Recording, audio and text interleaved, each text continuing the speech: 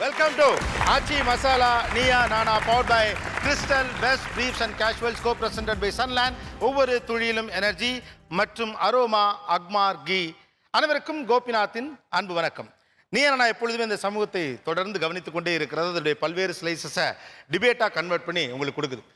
குறிப்பாக இளைஞர்களுடைய நவீன பிரச்சனைகள் அவர்களுடைய பல்வேறு தளங்களிலிருந்து அவர்களோடு உரையாட நீயானா விரும்புகிறது. அதில் ஒரு விஷயமாகத்தான் இன்றைக்கி நம்ம பேச போகிறது காதல். காதல் அப்படிங்கிறது ஒரு க்யூட்டான விஷயம், அதை பற்றி பேசுகிறது அப்படிங்கிறது அல்ல. இன்றைக்கு காதல் என்பதும் கூட ஒரு பக்கம் அழகாக சொல்லப்படுகிற அந்த காதல் என்பதும் கூட சிக்கலாக இளைஞர்கள் பலருக்கு இருப்பதை பார்க்க முடிகிறது. ஸோ இதை வீட்டில் பேச முடியாது.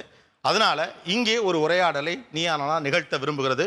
முதல்ல நான் கேட்க விரும்புகிற கேள்வி என்னென்னா, இப்போ நிறைய விஷயம் சடங்காகி போச்சு. இப்போ கல்யாணத்துடைய பல்வேறு சடங்குகள் எல்லாம் என்னையா இது ஒரு கல்யாணம் தாலி கட்டுறதானே மேட்ரு, எதுக்கே எவ்வளோ படுத்துறானுங்கன்னு இளைஞர்கள் பேசுகிறாங்க.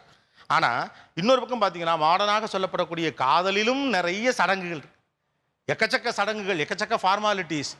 விடுங்க, அந்த சடங்குகளை முதல்ல முடிப்போம். இந்தந்த சடங்குகள் காதலில் எனக்கு பிடிக்கவில்லை, வேண்டாம். என்னென்ன ஃபார்மாலிட்டிஸ் வேண்டாம். பர்த்டே நம்மளுக்கு வந்துருச்சுன்னா அவங்க 12 o'clock கண்டிப்பாக விஷ் பண்ணியே ஆகணும். அண்ட் அதுக்கு அவங்க வந்து ஃப்ரெண்ட்ஸ்லாம் நம்மளுக்கு எதிர்பார்க்காத கிஃப்ட் நம்ம கொடுக்கணும், ஒரு சர்ப்ரைஸ் கொடுக்கணும். அப்போ தான் வந்து பர்த்டே வந்து ஃபுல்ஃபில்லாக இருந்துச்சு. யாரை கேட்டால் வந்து கேட்கும் வந்து உங்கள் லவர் என்ன பண்ணா, என்னடி பண்ணா, எங்கே போனீங்க அப்படின்னு தான் கேட்பாங்க. ஒன்றுமே பண்ணலடி அப்படி சொன்னால் அது ஒரு இது, அதை எக்ஸ்பெக்ட் பண்ணுவாங்க.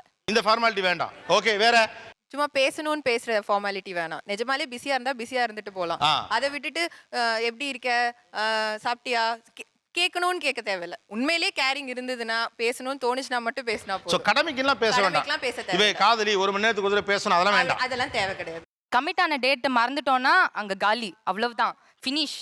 எது கமிட்டான? ஒருத்தவங்களுக்கு கமிட்டான டேட் இருக்கும்ல சார், அந்த டேட் மறந்துட்டா அவங்க புரிஞ்சுக்க மாட்டாங்க. ஃபர்ஸ்ட் சண்டை, அதுக்கப்புறமா நம்ம புரிய வச்சா கூட புரிஞ்சுக்க போறது கிடையாது. ஓகே, அப்ப இன்னைக்கு இப்ப முன்னெல்லாம் லவ்வர்ஸ் டே, ஓகே, இந்த கமிட்டான டேக்கு கரெக்ட்டா ஞாபகம் விஷ் பண்ணனும் சார். ஓகே, இது மாதிரி வேற என்னென்ன டேலாம் ஞாபகம் வச்சுக்கணும்னு எதிர்பார்க்கறாங்க? ஃபர்ஸ்ட் டைம் வெளியில போனது, ஃபர்ஸ்ட் டைம் அவங்க எதனா வாங்கி கொடுத்தது, ஃபர்ஸ்ட் டைம் கமிட் ஆனது, இந்த மாதிரி எதெல்லாம் ஒன்னா சேர்ந்து ஃபர்ஸ்ட் டைம் பண்றோமோ அந்த டேஸ் எல்லாம் ஞாபகம் வச்சு லிஸ்ட் போட்டு அவங்களுக்கு கொடுத்துடணும். அந்த டேஸ் அன்னைக்கு விஷ் பண்ணிடணும்.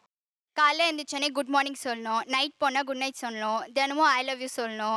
அந்த மாதிரி ஏதாச்சும் ஒரு கன்ஃபார்மாக ஒரு எதனாச்சும் ஒன்று சொல்லிகிட்டே இருக்கணும். நான் லவ் பண்ணுறேன் அப்படின்னு சொல்லிட்டே இருக்கணும். காலைல எழுந்திரிச்சு குட் மார்னிங் பஸ்ஸு பிடிப்போமா, இல்லை காலைல எழுந்திரிச்சு மொபைல் எடுத்து குட் மார்னிங் நான் முடிச்சிட்டேன். நீங்கள் சொல்லலே ரொம்ப வெறுப்பாய் தான் சொல்றீங்க. காலேஜில் குட் மார்னிங் சொல்லணும், நைட்டு குட். இல்லை, இது உண்மையாக ஏன்னா பாதிப்பு இருந்தால் தான் சொல்ல முடியும். பசங்க ஃபார்மாலிட்டிஸ் என்னென்ன ஃபார்மாலிட்டிஸ் பிடிக்கல? இல்லை, இப்போ நான் பார்த்தீங்கன்னா வந்து மார்னிங் அவங்க இன்ஜினியரிங் படிக்கிறாங்க. அவங்க மார்னிங் 6:30க்கெலாம் காலேஜ் போவாங்க. அவங்க 6:30 காலேஜுக்கு பஸ்ஸு நிற்கும் போது அவங்க இந்த சைடில் நிற்கணும், ஆப்போசிட் பஸ் ஸ்டாண்டில் நான் நிற்கணும்.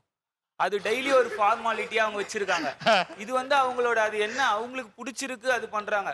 பட் டெய்லி தூக்கத்தை எழுப்பி போயிட்டு ஆப்போசிட்டில் நின்றுக்குன்னு இதெல்லாம் வந்து அவங்களோட ஃபார்மாலிட்டியாக இருக்கு. ஆனால் இது எனக்கு சுத்தமாக பிடிக்கல. இது எனக்கு ஒரு விதமான டார்ச்சராக தான் இருக்குது. அது அவங்க என்ன சொன்னாலும் என்ன சொல்கிறாங்க, நான் முக்கியமா உனக்கு தூக்கம் முக்கியமா, அப்போ தூக்கமா உனக்கு தூக்கம் தான் வேணும்னா சொல்கிறேன், என்னை விட்டுடுன்றேன் அப்படின்றாங்க. டிசம்பர் மாதம் கட்டும் குளிர் இருக்கும். காலையில் வெள்ளனே எந்திரிச்சு அவங்கள அப்போ என்னெல்லாம் புலம்பிக்கிட்டே போவீங்க கிளம்பி போகல? அதாவது நான் நைட்டு தூங்கும் போது ஃபுல்லாக வந்து ஜீனு டிஷர்ட்டு எல்லாம் போட்டுன்னு தான் படுப்பேன். காலைல போகிறதுக்கு நைட்டு தூங்கும் போது அவங்க அப்பா கூட ஜாலியாக வருவாங்க, வந்துட்டு அப்படியே நிற்பாங்க. கரெக்டாக வர டைமுக்கு பஸ்ஸு வரும். ஆனால் அவங்க வரதுக்கு காலவர் முன்னாடியே நான் போயிடணும். அங்கே இருந்துட்டு அப்படியே பார்ப்பாங்க, பஸ்ஸுக்குள்ளே ஏறி அந்த ஜன்னல் வழியா பாய்.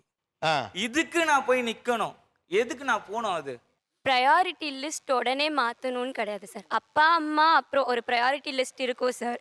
வந்த உடனே எல்லாத்தையும் விட்டுட்டு மேலே வச்சிடணும்னு இல்லை இல்லை இவ்வளோ அறிவாக காதல் எல்லாம் இருக்கவே முடியாது. லவ் புட்டுக்கிட்டு போயிடும். இந்த கண்ணாடி போட்டதுனாலே சயின்டிஸ்ட் மாதிரி பேசணுங்கிற அவசியம் இல்லை. ஃபேஸ்புக் ஃபோட்டோஸ் டிபி அப்லோட் பண்ணால் லைக் போட்டே ஆகணும், அது ஃபார்மாலிட்டி.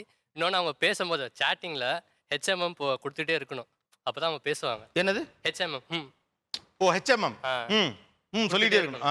அப்புறம் அவங்க அப்புறம்னு எதாவது சொன்னால் நம்ம டாபிக் எதாவது ஆரம்பிக்கணும். ஓ, அவங்க அப்புறம்னா நம்ம புது டாபிக் ஆரம்பிக்கணும். அப்படி இல்லைன்னா என்ன போர் அடிக்கிற அப்படி என்ன சண்டை வந்துடும்.